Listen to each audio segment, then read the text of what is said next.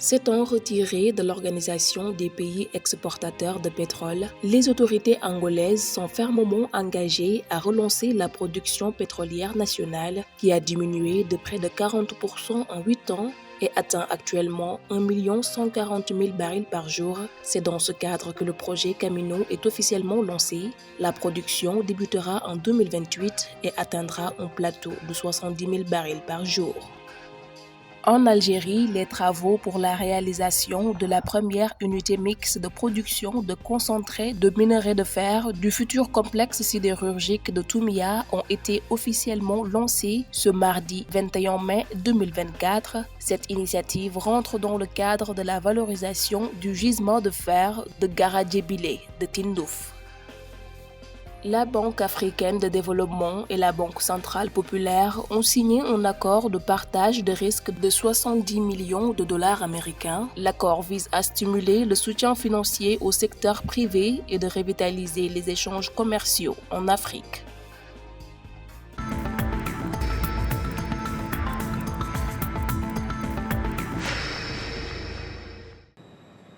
Depuis que l'Angola a décidé de se retirer de l'OPEP en 2023, le pays mise sur la réalisation de ses projets pétroliers, parmi lesquels Camino, afin de renforcer sa production d'or noir dans un contexte de déclin de plusieurs de ses champs producteurs. La décision finale d'investissement a été annoncée le 21 mai 2024 par les opérateurs du projet, notamment Petronas, la compagnie nationale angolaise Sonangol et le français Total Energy. Dans la bande subsaharienne, dans tous les cas, cela reste d'un enjeu très, très important pour tout le monde parce que en rehaussant sa production à cet horizon, l'Angola maintient ses capacités de production à l'instar du Nigeria et tout cela est de bon augure pour cette région africaine qui montre qu'il est encore possible d'utiliser l'or noir au travers d'innovations technologiques qui vont dans le sens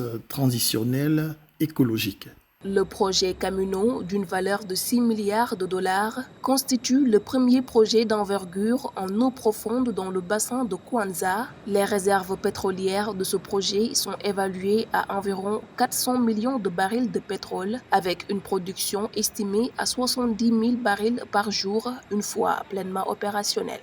Et quand on sait que le contenu local angolais est très impliqué dans tout ce qui est production pétrogazière onshore ou offshore dans ce pays, nous ne pouvons que espérer une embellie socio-économique qui profite à tous les opérateurs de ce secteur, y compris aux populations. Le bloc 20 contenant les champs pétroliers de Camilla et Golfinho, situés à 100 km au large des côtes angolaises à une profondeur d'eau de 1700 mètres, sera exploité par Total Energy en tant qu'opérateur 40%, avec la participation de l'entreprise énergique Petronas 40% et la compagnie pétrolière nationale angolaise Sonangol 20%.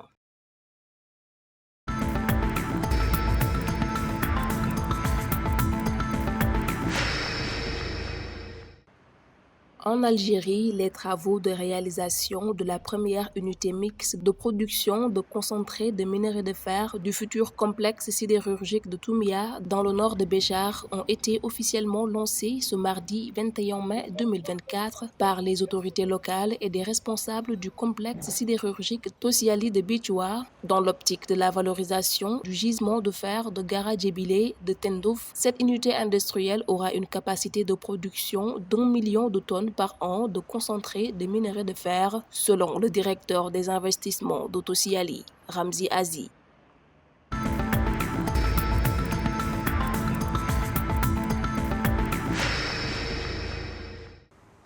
Dans l'optique de favoriser le financement du secteur privé et dynamiser le commerce en Afrique, la Banque africaine de développement et la Banque centrale populaire ont signé un accord de partage de risque de 70 millions de dollars américains. Ce montant représente une limite risque globale allouée aux banques locales africaines. Cet accord, qui devrait catalyser près de 200 millions d'euros d'échanges, permettra de renforcer l'inclusion financière des opérateurs économiques, notamment les petites et moyennes entreprises, et consolidera leur capacité en matière de commerce extérieur.